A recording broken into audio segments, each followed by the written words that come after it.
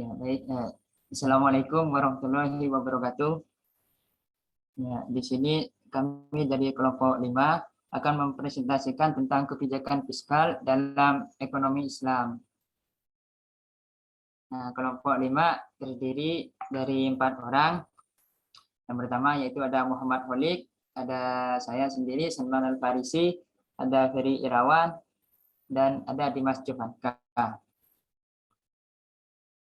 Nah, untuk materi pertama akan dijelaskan oleh Holik. Ya, kepada Holik saya persilahkan. Baik, terima kasih moderator atas waktunya. Baik, di sini saya akan menjelaskan kebijakan fiskal dalam ekonomi Islam. Secara pandangan Islam, kebijakan fiskal tidak hanya dipandang sebagai kebutuhan dalam memenuhi perbaikan perekonomian ataupun meningkatkan kesejahteraan rakyat, namun juga menciptakan mekanisme pendistribusian yang adil. Selain itu, kebijakan fiskal diharapkan mampu untuk memenuhi segala fungsi alokasi, distribusi, dan stabilitas suatu negara yang memiliki ciri khas dalam hal nilai orientasi, dimensi etis, dan sosial dalam pendapatan dan pengeluaran negara. Seperti contoh dalam hal sistem perpajakan Islam, di mana yang harus memikul beban pajak adalah mereka yang berada pada golongan kaya dan makmur. Baik, saya kembalikan kepada moderator. Ya, baik, terima kasih. Nah, untuk selanjutnya akan dijelaskan oleh saya sendiri. Ya. Ciri-ciri kebijakan fiskal menurut ekonomi Islam. Nah, ciri-cirinya itu ada 3. Yang pertama yaitu untuk meminimalisir terjadinya defisit anggaran.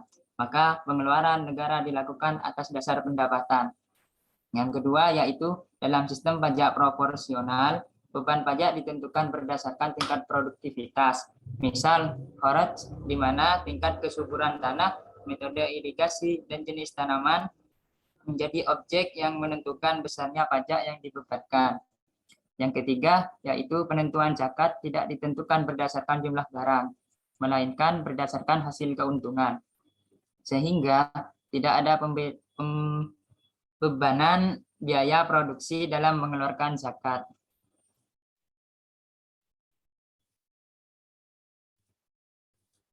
Nah, selanjutnya yaitu instrumen kebijakan fiskal. Nah, dalam ekonomi Islam, instrumen kebijakan fiskal ini terbagi menjadi 2, yaitu kebijakan pendapatan atau bisa disebut juga kebijakan pajak. Yang kedua yaitu kebijakan pengeluaran atau belanja.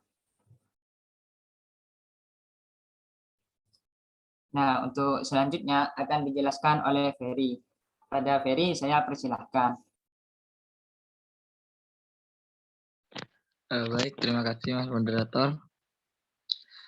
Di sini saya akan menjelaskan tentang kebijakan pendapatan. Yang pertama, zakat.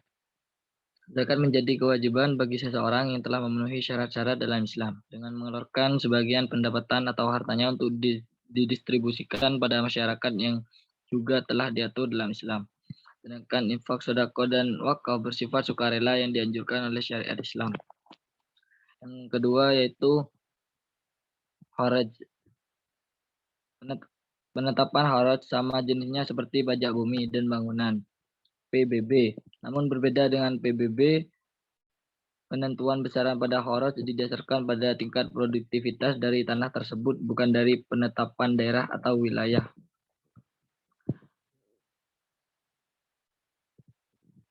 Yang selanjutnya usyur. Usyur merupakan jenis pajak berimpor yang dikenakan dari barang-barang dagangan yang masuk atau datang dari negara Islam. Pajak ini memiliki besaran yang berbeda, yaitu 2,5% bagi pedagang muslim, 5% bagi pedagang kafir zimmi, dan 10% bagi pedagang kafir harbi. Selanjutnya yaitu jizyah.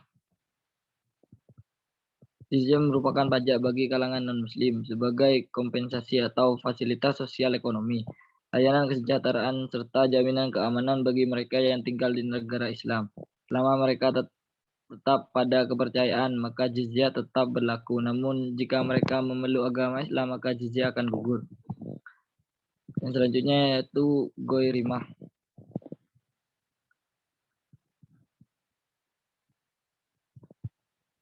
Goirimah adalah harta yang diperoleh dari musuh Islam dalam peperangan. Yang selanjutnya yaitu khums. Khums merupakan dana yang diperoleh dari harta rampasan perang goirimah sebesar 1/5 bagiannya. Hal ini telah diatur dalam Quran surah An-Anfal ayat 41 yang menjelaskan bahwasanya 1/5 untuk Allah dan Rasulnya. Seperti untuk negara yang dialokasikan bagi kesejahteraan umum, untuk para kerabat, anak-anak yatim, orang-orang miskin, dan pada musafir. 1/5 ini dikenal dengan istilah kham. Sedangkan sisanya yaitu 1/5 bagian dibagikan kepada orang anggota pasukan yang terlibat dalam peperangan. Selanjutnya yaitu fa'i. Secara istilah, harta fa'i adalah harta yang didapatkan dari non-muslim dengan cara damai tanpa peperangan. Yang selanjutnya yaitu kafarat. Kafarat dalam ensiklopedia hukum Islam juga diartikan sebagai denda yang wajib ditunaikan seseorang disebabkan oleh suatu perbuatan dosa. Hal-hal ini bertujuan untuk menutup dosa tersebut sehingga tidak ada lagi pengaruh dosa yang diperbuat itu baik di dunia maupun di akhirat. Next. Selanjutnya kebijakan anggaran belanja pemerintah. Dalam perspektif Islam, anggaran belanja pemerintah harus memenuhi kebutuhan primer individu secara menyeluruh dan tersier sesuai kadar kemauan. Adapun kebutuhan primer meliputi sandang atau pakaian, pangan atau makanan, dan papan tempat tinggal bagi setiap individu secara merata. Dan kebutuhan tersier terdiri atas keamanan, kesehatan, dan pendidikan. Kurang lebihnya mohon maaf, saya kembalikan kepada moderator.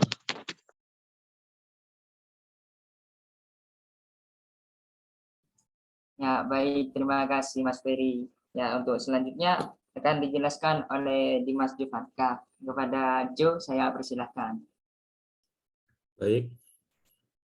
Kaidah kebijakan pengeluaran pemerintah yang didasarkan Al-Quran dan Hadis. Yang pertama, pembelanjaan pemerintah berdasarkan prinsip maslahah. Kedua, menghindari mashakoh atau kesulitan dan mengedepankan mudarat daripada pembenahan. Ketiga, menjadikan mudarat individu sebagai alasan untuk menghindari mudarat skala umum. Keempat, pengorbanan individu dapat dilakukan dan kepentingan individu dapat dikorbankan demi menghindari kerugian dan pengorbanan dalam skala umum. Kelima, kaidah untuk mendapatkan manfaat harus bersedia menanggung beban atau kaidah al-Giurnu bi al-Guni. Keenam, sesuatu hal yang wajib ditegakkan dan tidak dapat dibangun tanpa faktor penunjang lainnya, maka menegakkan faktor penunjang tersebut menjadi hukum yang wajib atau kaidah mala yatimnu al-wajibu illa bihi fahuwa wajib.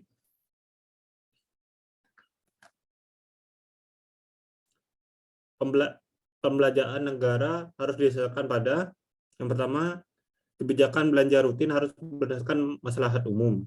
Kedua, menerapkan kaidah mendapatkan manfaat sebanyak mungkin dengan biaya semurah-murahnya untuk terhindar dari sifat kikir dan mubazir. Ketiga, prinsip keadilan atau tidak hanya berpihak pada orang kaya.